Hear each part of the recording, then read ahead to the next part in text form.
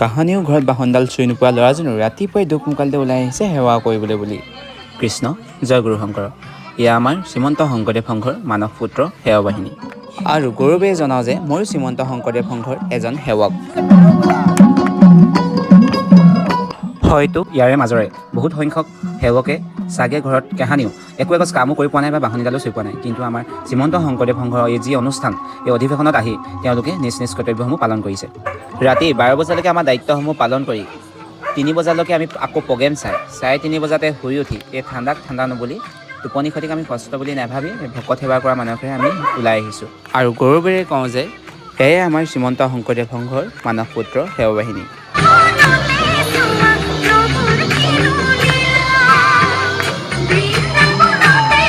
মাত্ৰ 20 মিনিট সময় হৈ উৰেতো নিশা উজাগৰে কটায়ো কিন্তু কাৰো মনত নাই কোনো ধৰণৰ খং বা আক্ষেপ।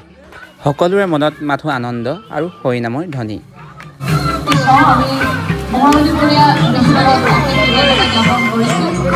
চাওকচোন, ইমান এটা সুন্দৰ মুহূৰ্ত, ইমান ধুনীয়া মুহূৰ্ত এটা মানে সকলো আমাৰ সেৱকসকলেই আমাৰ যি গুৰুজনা, সেই গুৰুজনাৰ আদৰ্শে অনুপ্ৰাণিত।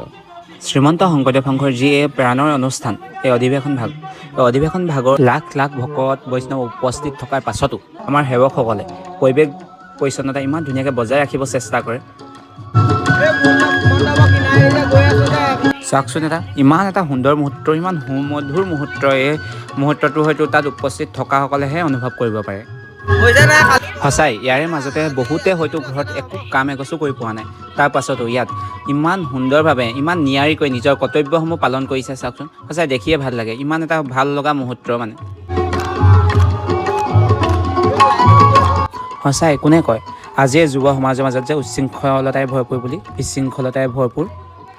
এবাৰ আহক শ্ৰীমন্ত শংকৰদেৱ সংঘৰ এই প্ৰাণৰ অনুষ্ঠান ভাগলৈ, তেতিয়া হয়তো আপোনালোকে গম পাব যে আমাৰ সেৱা বাহিনী, যি মানস পুত্ৰ সেৱা বাহিনী, নতুন প্ৰজন্মৰ যুৱক যুৱতীসকলৰ মাজতো যে আমাৰ যি গুৰুজনা আদৰ্শৰে সকলোবিলাক ইমান ধুনীয়াকৈ অনুপ্ৰাণিত।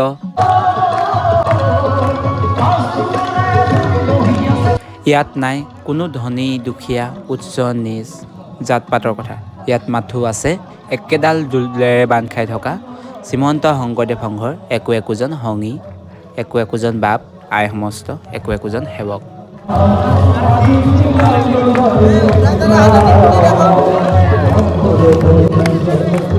কৃষ্ণ জয় জগতগুৰু শ্ৰীমন্ত শংকৰদেৱ সংঘ।